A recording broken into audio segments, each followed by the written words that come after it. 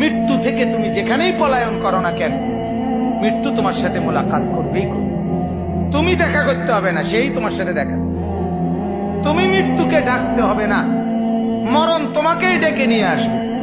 মরণ নিজেই তোমার সাথে দেখা করবে, সেই তোমাকে কবরে আনবে, তুমি আসতে হবে না। হাদিসের মধ্যে আছে, আল্লাহর নবী সাল্লাল্লাহু আলাইহি ওয়াসাল্লাম হাদিসে ইরশাদ করেছেন, প্রত্যেকটা নাফরমানের লাশ যখন খাটের মধ্যে করে কাঁধে তোলে, মানে কবরস্থানে নেওয়ার জন্য যখন লাশ খাটের মধ্যে কাঁধে তুলে নেয়, তখন এই পরিমাণ চিৎকার করে ওই নাফরমান লাশের খাটের মধ্যে। আল্লাহর নবী সাল্লাল্লাহু আলাইহি সাল্লাম বলেন, যদি একটা সেকেন্ডের চিৎকার তোমরা ওই নাফরমানের শুনতা, তাহলে পৃথিবীর কোনো মানুষ কাউকে কাঁধে আর লাশের খাটিয়া তুলতো না, বরং ফেলে রাখতো আর কুকুর বিড়ালে খাইত। এরা শুধু চিৎকার করে নাফরমান বলে, আল্লাহর দোহাই আমার স্বজনরা আমার ওইদিকে নিও না, ওই কবরে আমারে নিও না,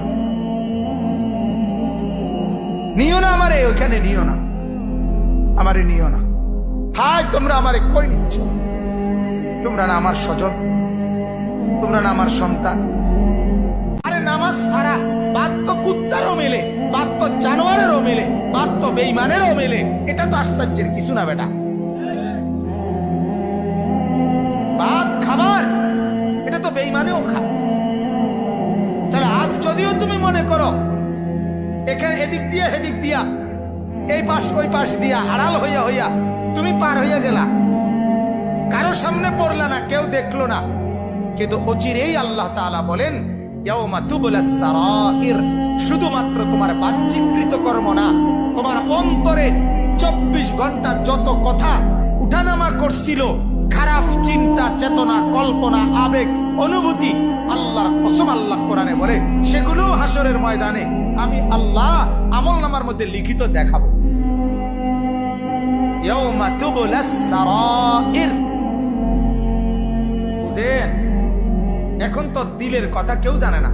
আপনার ভিতরে কি ঘুরতেছে আমি জানি, আপনি জানেন আমার দিলে কি ঘুরতেছে।